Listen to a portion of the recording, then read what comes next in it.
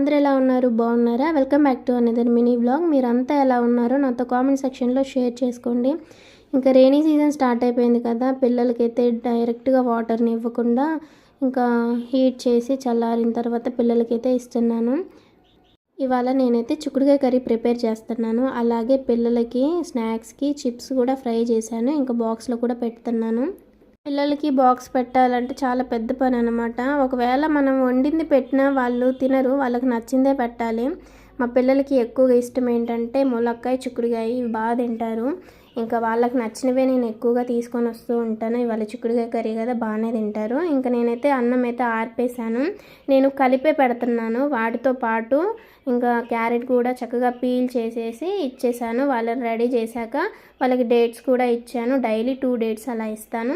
తర్వాత ఇంకా దోశ వేసేసుకొని నేను తినేసాను అనమాట. వాళ్ళని స్కూల్కి పంపించిన తర్వాత పిల్లలు ఉంటే